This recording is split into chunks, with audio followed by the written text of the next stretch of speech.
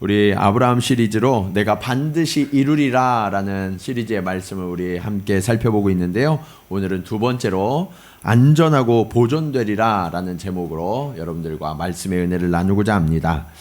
여러분은 길을 좀 이렇게 잘 찾아서 가시는 편이신가요? 어떤 분들은 이렇게 길을 가면 정말 이 당황하고 어디로 가야 될지 이렇게 모르는 길치라고 하죠. 예, 그런 분들이 계시고, 어떤 분들은 한 번 간 데는 이렇게 길을 잘 찾아서 가시는 그런 분들도 좀 계세요. 저도 후자에 속해 길눈이 좀 밝아서 이렇게 한 번 간 곳은 잘 잊지 않고 이렇게 잘 찾아가는 편이거든요. 그런데 이 길 때문에 제가 엄청 고생한 적이 있어요. 언제냐면 일본에 온 지 얼마 되지 않았을 때인데요. 저희 부모님이 방문하셨고 또 어머니가 방문하셨고 또 교회 집사님이 함께 방문하셔서 그 두 분을 모시고 제가 일본 온 지 얼마 안 됐는데 저도 안 가본 후지산을 모시고 가겠다고 제가 차를 운전해서 갈 때였어요. 그래서 처음으로 이제 후지산을 향해서 가고 있는데 길을 모르니까 어떻게 해야 돼요? 내비를 켜야 되잖아요. 그래서 제 휴대폰을 앞에다 딱 이렇게 걸고 출발을 했습니다. 그런데 이 내비가 어디로 안내를 하냐면 갑자기 지하도로 딱 들어가는 거예요. 일본에 오래 계셨던 분들은 아시겠지만 토메이 고속도로 가려면 지하도로 이렇게 들어가잖아요. 지하도로 딱 들어갔는데 지하도 깊이 엄청 내려가더라고요. 내려가는 순간 이 휴대폰이 먹통이 되더니 내비가 안 되는 거예요. 뒤에 어머니만 타셨으면 그나마 좀 괜찮은데 옆에 집사님까지 타셔가지고 등에서 식은땀이 막 나더라고요. 이거 어떻게 해야 되지? 얘는 막 길을 막 돌아요. 막. 예, 그래가지고 일단 가야 되겠다 하고 가는데 처음이라 그때는 모르고 이 토메이로 가는 길을 제가 놓쳤어요. 그리고서 어디로 갔냐면 딱 나가니까 이 지하도를 딱 나오니까 거의 하네다 앞에 왔더라고요. 그래가지고 하네다 앞에서 이거 큰일 났다. 그러면서 다시 이제 이 내비를 찍으면서 돌아가야지 길을 좀 잘 찾기를 바라면서, 그리고서 다시 딱 왔는데 다시 오니까 신주쿠로 오더라고요. 그래가지고 이거 정말 어떻게 하지? 그래서 너무 난감해가지고 그때 김웅욱 집사님한테 전화를 걸었어요. 전화를 걸어서 집사님 제가 후지산으로 가야 되는데 이게 자꾸 지하로 들어가더니 제가 길을 잃습니다. 지금 2시간째 헤매고 있습니다. 그랬더니 지하로 들어가지 마시고 밖으로 가라고 그러면서 길을 알려주셔가지고 도쿄 인터체인지로 이렇게 국도로 가서 거기서부터 타고 들어갔다 온 적이 있습니다. 그때 차가 문제가 아니었어요. 제 휴대폰이 문제가 아니었어요. 뭐가 문제였냐면 신호가 끊어진 게 문제였어요. 길을 가는데 우리가 신호가 끊어지면 이처럼 문제가 생겨요. 우리도 길을 갈 때 나는 멀쩡한 것 같은데 길을 잃을 때가 있어요. 어떤 때 그러냐? 하나님과의 신호가 끊어지면 우리가 길을 잃게 돼요. 저는 오늘 여러분들과 함께 우리 인생의 길을 잃을 때 우리는 어떻게 하면 그 길을 다시 찾고, 그리고 그 잃어버린 길 속에서 하나님은 어떻게 섭리하고 계시는지 오늘 말씀을 통해서 함께 은혜를 나누고자 합니다. 우리가 길을 잃었을 때 어떻게 해야 할까요? 첫 번째로 우리가 길을 잃은 이유를 깨달아야 합니다. 하나님은 아브라함을 처음 부르실 때, 우리가 지난주에 살펴봤는데 처음 부르실 때 뭐라고 말씀하셨어요? 내가 내게 인도할 땅으로 가라 라고 말씀하시거든요. 이 말씀을 잘 기억하시고 10절 말씀을 우리 한번 보실까요? 10절 말씀 우리 같이 한번 읽겠습니다. 시작.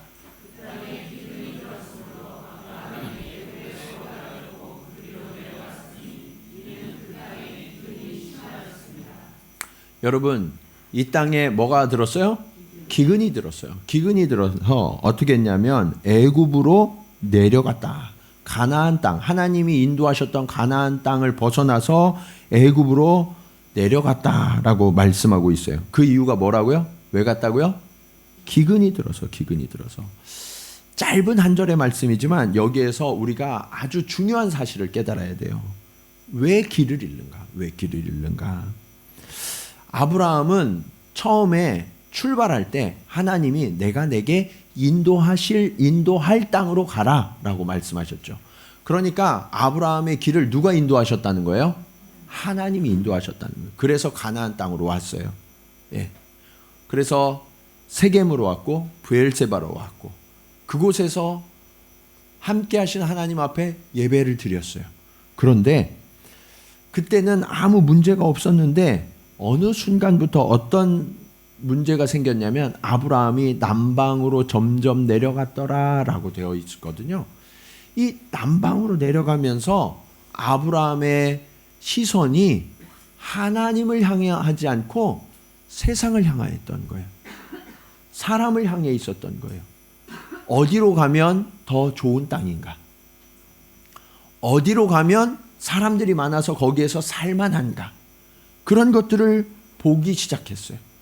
그러니까 그가 하나님을 주목했던 시선이 주변의 상황을 살피고 사람을 살피는 시선으로 어느덧 바뀌어지기 시작했고 그가 움직일 때 하나님의 지시하심을 따라서 움직였는데 이제는 내가 판단하고 내가 생각해서 이곳이 좋겠다, 저곳이 좋겠다, 저쪽에 사람들이 잘 된다더라 그런 이야기를 듣고 움직이기 시작했다는 거예요.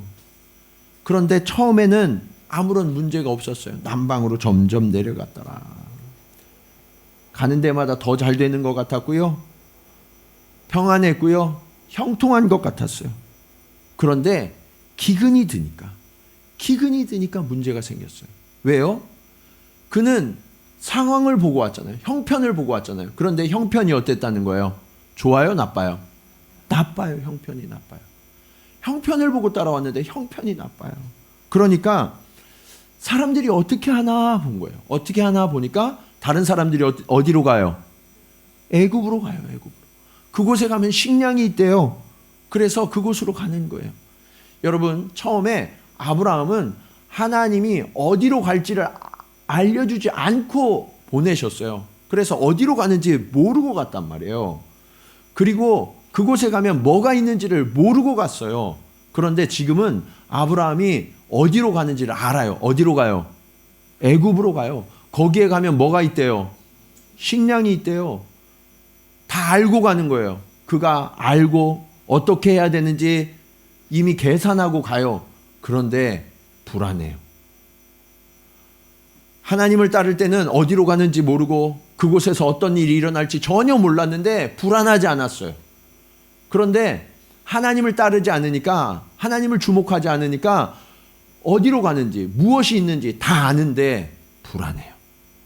여러분, 이것이 하나님을 잃어버린 인간의 모습이에요. 우리의 영혼이 하나님께 집중되어 있지 않고 믿음을 잃어버리면 이처럼 우리의 삶은 불안해요. 우리의 길은 막막하고 두려운 거예요. 믿음이 좋을 때는 말씀을 따라 움직였어요. 기도했어요. 주신 응답이 있었어요. 그것을 따라서 움직였거든요. 그런데 내가 일이 잘 되고 바빠졌어요. 그러면서 기도할 시간도 부족한 것 같아요. 그전에는 하나님 앞에 날마다 말씀을 펴서 묵상했는데 요즘 너무 바쁘다 보니까, 일이 잘 되다 보니까 묵상할 시간이 조금씩 줄어들어요. 그러다가 어느 순간 내가 기도하지 않아도 그냥 잘 되네. 내가 말씀을 그렇게 붙들지 않아도 그냥 잘 되네. 그러면서 우리 삶이 그냥 잘 되는 삶처럼 느껴지는 거예요. 어느덧 내 삶 속에서 주를 향한 간절함이 사라져요.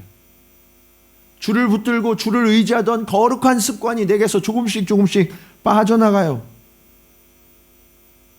그게 지금 저와 여러분의 모습 아닌가요? 매일매일 정말 간절하게 하나님이 없으면 안 된다고 그렇게 눈물로 호소하며 엎드리던 우리의 삶이 어느덧 내가 계획하고 내가 형편을 살피고 내가 길을 정해서 그렇게 가도 괜찮은 그런 삶을 저와 여러분이 지금 살고 계신 거 아닌가요? 그런데 여러분,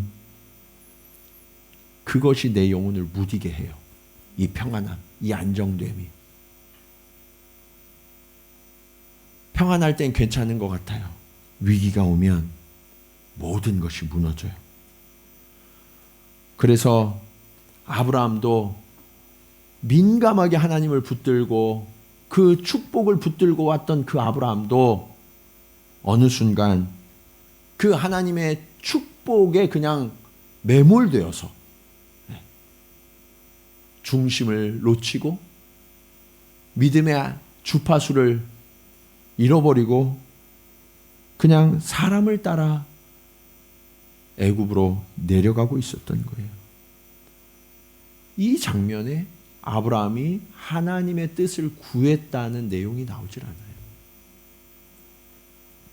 그렇다면 왜 이렇게 되었을까요? 오늘 말씀의 두 번째 교훈입니다. 두려움이 우리의 길을 잃게 해요. 여러분, 그동안 아브라함은 하나님을 따라왔기 때문에 두렵지 않았어요. 믿음으로 갔어요. 그런데 이 하나님과의 관계가 단절되니까 기근이 딱 오니까 두려운 거예요. 어떻게 해야 되지? 이제 내 인생은 이대로 끝나는 건가? 그런데 하나님을 보는 시선을 잃어버렸으니까 어딜 쳐다봐요? 주변을 쳐다보고 사람을 쳐다봐요. 사람들이 내려가는 거예요. 어디로 가냐고 물어보니까 애굽으로 간대요. 애굽에 가면 쌀이 있다는 거예요. 그곳으로 함께 내려가고 있어요. 두려움이 아브라함을 움직이는 거예요. 믿음이 움직여야 되는데. 그렇게 애굽으로 가고 있는데 애굽 가까이에 와서 이 아브라함이 또 두려움이 생겼어요. 왜 두려웠느냐? 하나님을 붙들지 않아서 두려워해야 할 이 아브라함의 마음에 엉뚱한 두려움이 생겼어요. 그게 뭐냐? 예로부터 남자들에게만 있는 두려움이 하나 있거든요. 그게 뭐냐? 예쁜 아내 때문에 두려워요. 예쁜 아내 때문에.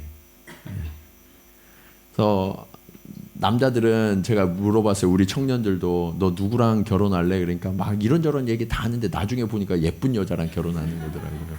남자들은 이게 다 눈이 거기에 돼 있어. 그래서 예쁜 아내. 그 예쁜 아내를 얻으면 그 다음에 어떻게 되냐면 그 예쁜 아내 때문에 마음이 항상 불안해. 이 아내가 어디 밖에 나가는 게 불안한 거예요. 근데 이 마음이 우리만 그런 줄 알았더니 아브라함도 그랬어요. 아브라함도 11절 말씀 한번 같이 읽어볼까요? 자, 시작.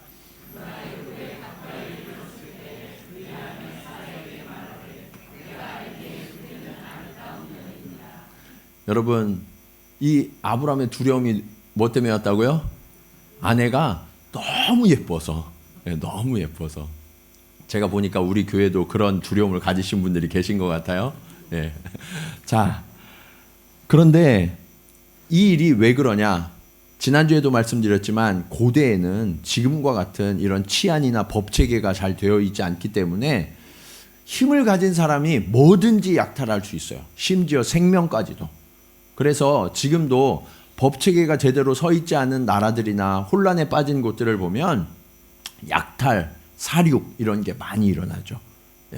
지금도 그런데 고대에는 이런 것들이 훨씬 더했던 거예요. 그래서 아브라함이 이 예쁜 아내 사레를 데리고 애굽으로 가려고 하는데 이 아내가 너무 예쁘니까 사람들이 이 아내 때문에 나를 해할 것 같은 그런 두려움이 들었어요. 12절에 이렇게 이야기합니다. 애굽 사람들이 그대를 볼 때 이르기를 이는 그의 아내라 하여 나는 어떻게 하고 죽이고 그대는 살리리니. 나는 우리 아내가 너무 예뻐서 꼼짝없이 죽겠구나. 이런 믿음이 생겼어요. 엉뚱한 믿음이 생겼단 말이에요. 자, 그러니까 아브라함이 이제 고민하면서 묘안을 하나 찾아냈어요. 13절. 자, 원하건대 그대는 나의 뭐라? 누이라. 그러면 내가 그대로 말미암아 안전하고 내 목숨이 그대로 말미암아 보존되리라 하니라. 무슨 얘기냐면 아내를 딱 불러놓고 지금부터 오빠라고 불러 이렇게 얘기한 거죠. 아마 이때서부터 남자들이 오빠 소리를 좋아하지 않았나 이렇게 생각이 돼요. 제가 들어보니까 우리 집사님들도 오빠 소리를 엄청 좋아한다고 그런 얘기를 하시더라고요. 자, 그런데 어떻게 보면 이게 거짓말은 아니에요. 거짓말은 아니에요. 왜냐하면 아브라함은 이 사레의 사촌 오빠이기도 했거든요. 당시에는 친족이 결혼한 것이 일반적인 사회였어요. 그러다 보니까 아브라함이 아들 이삭을 결혼시킬 때도 하란으로 친족에게로 보내서 친족과 결혼하게 했고, 그 이후에 이삭도 야곱을 결혼시킬 때 야곱이 하란으로 가서 아내를 또 얻었죠. 그렇기 때문에 이 친족과 결혼하는 게 전혀 이상하지 않았어요. 그러니까 오빠라 부르는 게 전혀 이상한 게 아니라 당연한 일이었단 말이에요. 그런데 한 가지 문제는 뭐냐? 오빠가 남편이 됐는데 남편이라는 사실은 말하지 않고 오빠라는 사실 거기까지만 말하자라고 이야기한 거죠. 이게 인간의 지혜의 한계예요. 딱 거기까지. 그리고서 이제 두 사람이 입을 맞추고 내려간 거예요. 아니나 다를까 애굽으로 내려갔더니 아브라함이 걱정했던 일이 실제로 일어나요. 14절로 15절 상반절 우리 같이 한번 읽을까요? 시작.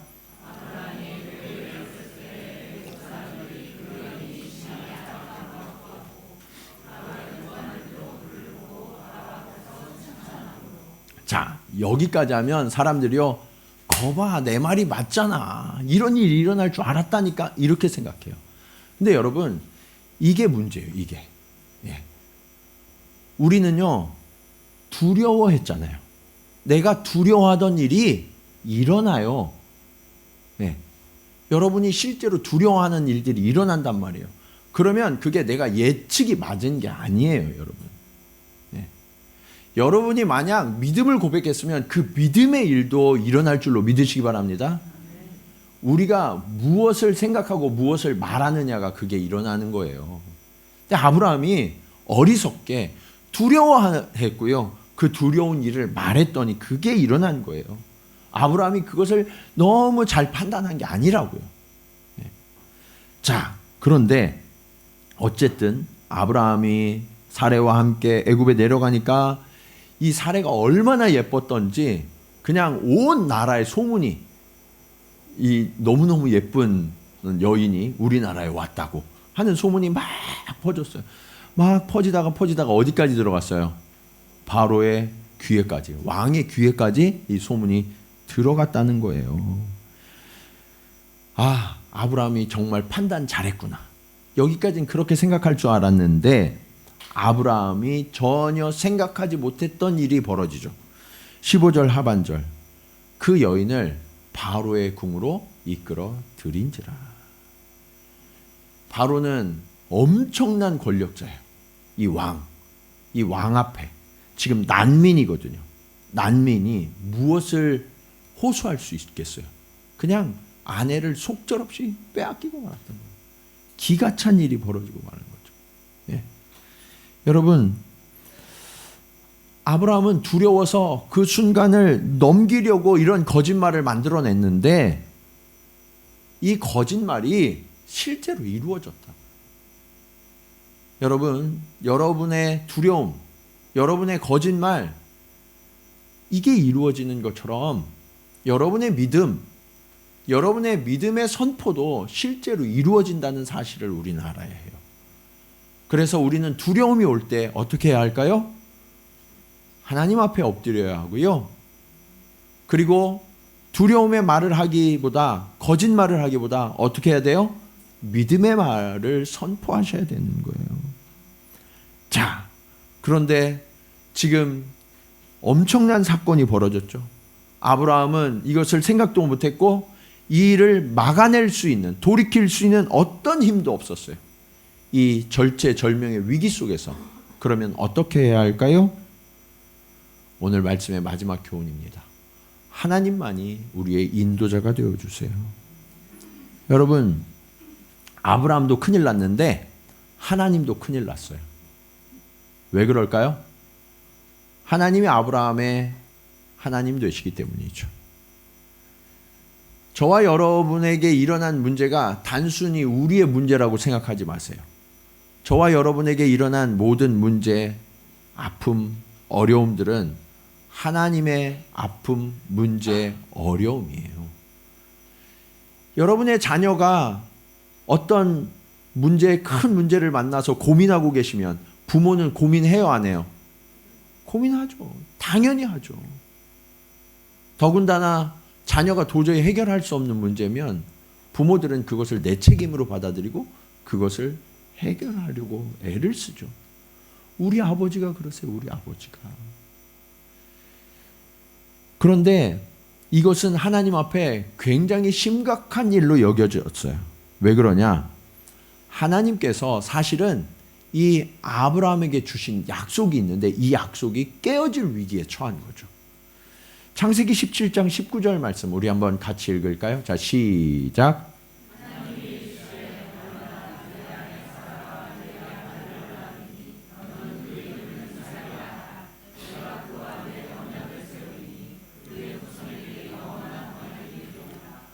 이 말씀은 사실 훗날 주신 말씀이긴 한데 하나님은 처음부터 계획이 뭐였냐면 아브람과 사레를 통하여서 이삭을 보내시고 그를 통하여 하나님의 약속을 이루시겠다 하는 게 하나님의 계획이었어요. 그런데 이 사레가 지금 이 아브람의 어리석은 계획 때문에 그만 바로의 왕궁에 들어가고 말았죠. 그러면 이게 지금 큰일 난 문제잖아요. 하나님의 약속이 실패로 끝날 위기에 처한 거예요. 그러니까 이거는 이제 아브람만의 문제가 아니라 하나님의 문제가 된 거예요. 하나님께서 즉시 개입하십니다. 그래서 어떻게 하셨냐? 17절 말씀. 여호와께서 아브라함의 아내 사레의 일로 바로와 그 집에 뭐를 내렸어요? 큰 재앙을 내리시니라. 여러분, 바로 왕은 잘못이 있어요, 없어요? 바로 왕은 잘못이 없어요. 바로 왕은 억울해요. 예, 확인했다니까요. 야, 니네 어떤 관계야? 그랬더니 뭐래요? 오빠예요. 이랬단 말이에요. 예, 그래서 그러면 우리 궁으로 가자. 내가 잘해줄게. 그래가지고 데려갔단 말이에요. 잘못이 있어요, 없어요? 없어요. 하나도 없어요. 더군다나 사례를 데려가려고 엄청난 지참금과 재물까지도 후하게 쳐줬어요. 그러니까 이 바로는 너무 억울한 거죠. 그런데 이제 여기에서 여러분들이 초점을 잃으시면 안 돼요. 아, 그러면 하나님 불공평하신가요? 이거는 초점을 잃은 거예요. 말씀의 초점은 어디 있냐면 하나님께서 약속을 이루시기 위하여서 어떻게 행하시는가. 거기에 초점이 맞춰야 돼요. 이 바로의 집에 너무나 큰 재앙이 내려졌더니 어떤 재앙인지는 성경에 기록되지 않아서 알 수가 없지만 바로도 깜짝 놀란 것 같아요. 그래서 이런 재앙이 어떻게 일어났나 뭐 사방팔방 수소문 해보니까 이제 결론을 딱 알게 된 거죠. 이 아브라함과 사레가 사실은 부부였더라라는 거예요. 네. 여러분, 아브라함이 엄청난 실수를 잘못을 한 거죠. 네. 그런데 이때 우리가 기억해야 되는 게 있어요. 하나님께서 이 본문을 그럼 왜 기록해 놓으셨을까? 우리도 인생을 살아가다가 이렇게 엄청난 실수와 잘못, 때로는 실패를 할 때가 있다는 거예요. 네. 그런 적이 여러분 있으세요, 없으세요? 있죠. 우리도 그럴 때가 있어요. 아직까지 안 만났으면 앞으로 만날 수도 있어요. 네. 그런데 그때 기억하세요. 나의 실패, 나의 실수가 그것으로 끝나는 게 아니라고요. 하나님이 나와 함께 하셔서 이 실수와 실패를 은혜로 갚아주세요. 뭐로 갚아주신다고요? 은혜로 갚아주신다. 은혜로. 예. 물론 그렇다고 우리가 그러면 막 살아도 되나요? 그건 아니에요. 예. 실수와 잘못을 하게 되면 그에 상응하는 부끄러움을 당하게 돼요. 18절로 19절 상반절 보시면 바로가 아브라함을 이제 부릅니다. 불러서 이르되 내가 어찌하여 나에게 이렇게 행하였느냐? 내가 어찌하여 그를 내 아내라고 내게 말하지 아니하였느냐? 내가 어찌 그를 누이라 하여 내가 그를 데려다가 아내를 삼게 하였느냐? 여러분, 바로 왕에게 엄청난 꾸중을 듣죠. 이게 사실 너무 부끄러운 일이에요. 예. 하나님의 사람이 하나님을 알지 못하는 사람에게 책망을 듣는 것, 이게 그럴 수도 있지, 그게 아니라 너무 부끄러운 일이 돼야 돼요. 요즘은요, 세상이 교회를 걱정하는 시대가 됐어요. 야, 저 교회 어떡하냐. 네. 이러면서 세상이 교회를 걱정해요. 믿지 않는 자들이 믿는 사람들을 걱정해요. 야, 저 사람 하나님 믿는다고 저랬는데 저 삶이 왜 저러냐. 그러면서 믿지 않는 자들이 믿는 자들을 걱정한단 말이에요. 여러분, 이게 그럴 수도 있지가 아니에요. 너무나 부끄러운 일이라고요. 네. 우리는 이 부끄러움을 그냥 받아들이면 안 되고 이것을 정말 하나님 앞에 기도하면서 해결해야 돼요. 네. 하나님께서 오늘 이런 실수들을 은혜로 덮어주시지만 이걸 당연한 것으로 받으면 안 된다고요. 그래서 하나님의 자녀들은요, 어떻게 해야 돼요? 하나님의 은혜 아래 살아야 돼요. 은혜 아래. 예. 초점을 다른 데 두지 말고 하나님께 두고 은혜 아래 사셔야 돼요. 예. 그래서 세상 사람들 가운데 진정한 크리스찬의 삶이 어떤 것인지를 우리가 삶으로 보여줘야 된다고요. 예. 오늘부터 그렇게 삶으로 증명하시기를 축원합니다. 예. 자, 이제 하나님의 개입으로 이 바로가 엄청 혼났잖아요. 그래서 이렇게 이야기합니다. 19절 하반절에서 20절 말씀.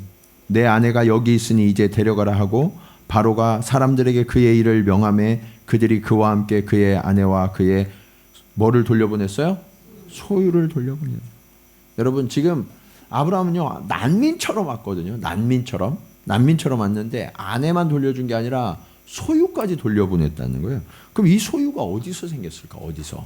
네. 16절 말씀. 이 앞에 사례를 아내로 맞이할 때 어떻게 했느냐? 이에 바로가 그로 말미암아 아브라함을 뭐 했어요? 후대했어요. 아브라함이 양과 소와 노비와 암수 나귀와 낙타를 얻었더라. 어마어마한 소유를 얻게 된 거예요.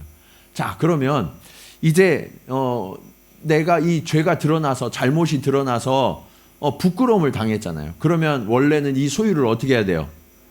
예, 반납, 돌려줘. 예, 목숨을 건진 것만 해도 감지덕지죠. 예, 왕을 속였으니까. 그런데 왕이 어떻게 했어요? 소유까지 같이 돌려줬다. 이런 일이 어떻게 나타날까요? 예, 전적인 하나님의 은혜예요. 예. 여러분 이것을 잘 기억하세요. 우리는 거짓 때문에 이제 아브라함이 여기에서 이 소유를 다 빼앗기고 목숨을 잃어도 어쩔 수 없어 이렇게 생각하는데 하나님의 계산 방식은 달라요.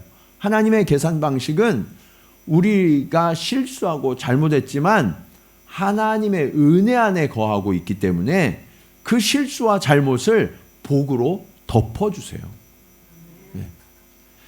왜 이런 실수와 잘못을 하는지를 하나님은 너무나 잘 아시는 거예요. 왜 그럴까요? 아브라함이요 결핍이 있었어요. 네. 기근이 들면서 어떻게 살아가지? 이 문제가 생겼어요. 그러니까 그는 자꾸 소유를 바라보고 사람을 바라보고. 그러니까 하나님이요, 야 그것 때문에 그래서 그러면 내가 그거 채워줄게. 네. 그래서 그가 생각지도 못했던 어마어마한 소유를 그에게 더해 주시는 거예요. 네. 우리 하나님은 이런 하나님이시라고요. 우리는 결핍 때문에 실수하고 잘못하는데 그 결핍까지도 하나님이 넉넉히 채워서 다시는 실수하지 않아도 되게 그 모든 것을 갚으시고 채우시는 그 하나님이 바로 우리의 하나님이시라고요. 그랬더니 어떤 일이 일어났느냐? 13장 1절에서 2절 말씀입니다. 같이 읽을까요? 시작.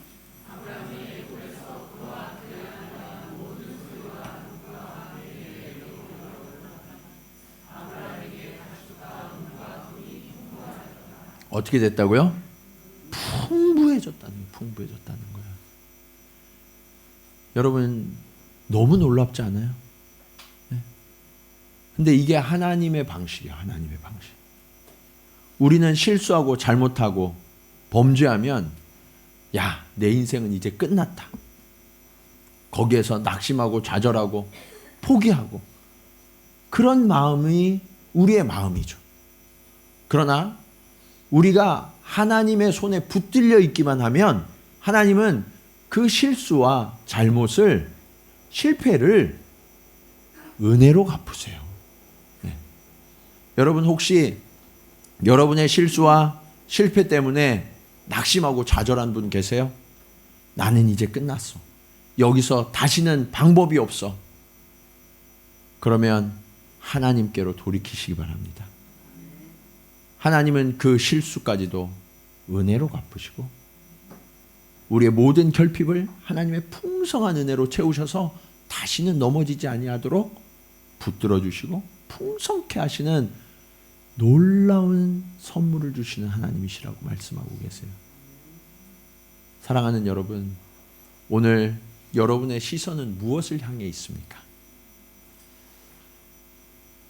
하나님께 고정되어야 할 우리의 시선이 세상을 향하면 처음엔 잘 되는 것 같으나 결국 이렇게 무너지고 실패할 수밖에 없어요. 그러나 그 실패한 자리에서라도 다시금 하나님을 붙들고 의지하면 하나님은 그 실패까지도 사용하셔서 합력하여 선을 이루시는 분, 그분이 바로 저와 여러분의 하나님이심을 믿으시기 바랍니다. 다시금 여러분의 시선을 주께로 고정하시기 바랍니다. 그리고 이 믿음의 길을 끝까지 이제는 실수하거나 넘어지지 말고 견고하게 걸어가는 저와 여러분 모두가 되시기를 주님의 이름으로 간절히 축원합니다. 우리 이 시간 말씀을 기억하시면서 그 좋으신 하나님의 은혜 안에 거하겠습니다. 그 주님의 은혜 안에 거할 때 그때 우리의 영혼은 안전하게 됩니다. 우리 그런 고백으로 함께 찬양하시겠습니다.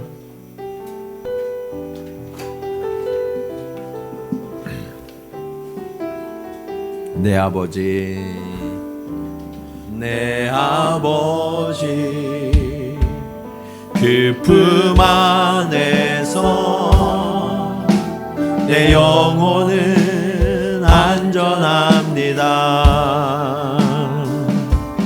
주 손길로 내 삶을 안으시니 그 평강이 나를 덮습니다. 한 번 더 찬양합니다. 내 아버지, 내 아버지, 그 품 안에서 내 영혼은 안전합니다.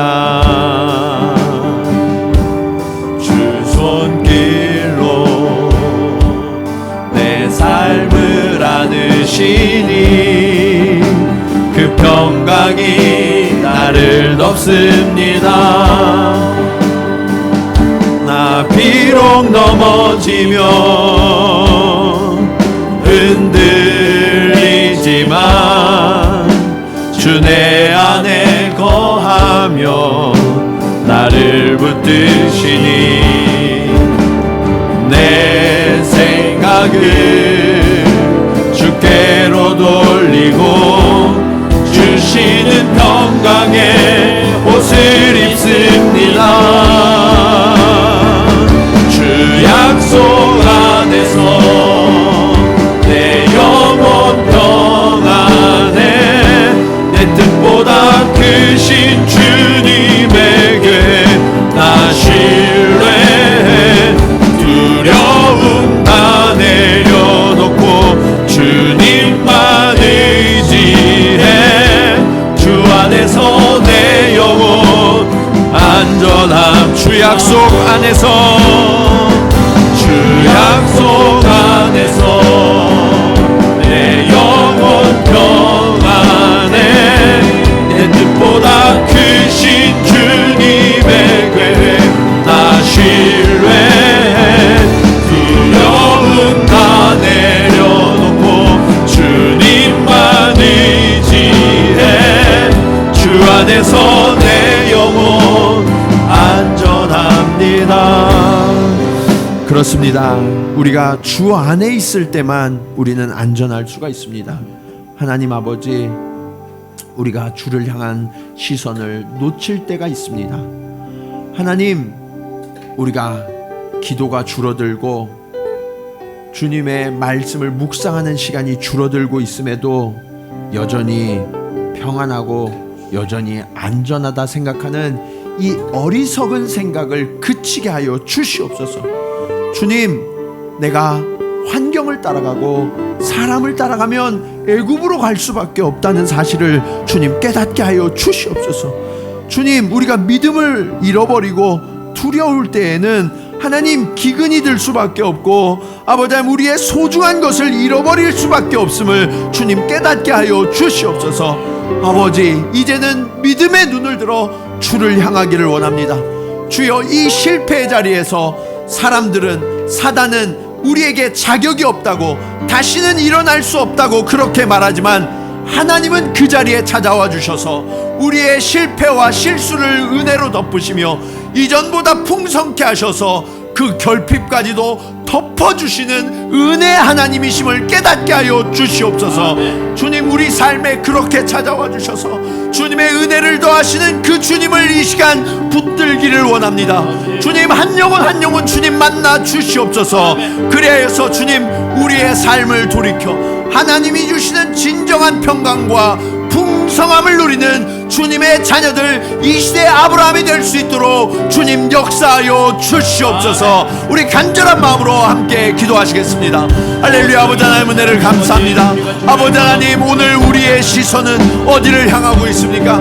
아버지 하나님, 우리의 영혼은 과연 주님께 붙들려 있습니까? 아버지 하나님, 우리가 점점 더 영혼이 무디어져 가고 메말라가고 있진 않습니까? 아버지 하나님, 세상의 가뭄이 아닐지라도 영혼의 가뭄에 이 기근에 시달리는 영혼이 있다면 주님, 이 시간 우리에게 주의 생명수를 더하여 주시옵소서. 아버지, 우리가 눈을 뜨기 원합니다. 아버지 하나님, 세상을 향하고 아버지 하나님, 사람을 바라보고 상황을 바라보았던 우리의 시선이 이제는 주님께로 돌이킬 수 있도록 주님 도와주시옵소서. 이 부유의 땅 애굽이 아버지 하나님, 사실은 부유가 아니라 절망과 낙심과 실패와 후회의 땅이 될 수밖에 없음을 주님 깨달아 알게 하여 주시옵소서. 주님, 이제 이곳에서 주의 손을 붙들고 다시 나아가고자 합니다. 주님, 우리를 실패의 자리, 낙심의 자리에서 다시 일으켜 주시옵소서. 아버지 하나님, 그렇게 하나님의 은혜로 아버지 하나님, 우리의 결핍이 하나님의 풍성함을 입게 하시고 이제는 더 이상 부끄럽지 않은 하나님의 자녀로 살아갈 수 있도록 주님 인도하여 주시옵소서.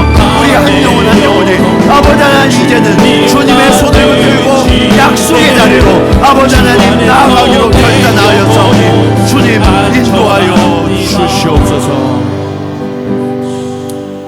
하나님 아버지, 우리가 처음 출발할 때는 하나님의 손을 붙들고 우리의 눈을 주께로 향하고 출발했는데 어느덧 세상에 익숙해져서 내가 할 수 있다고, 나도 그런 정도는 된다고 그렇게 생각하면서 길을 잃고 말았습니다.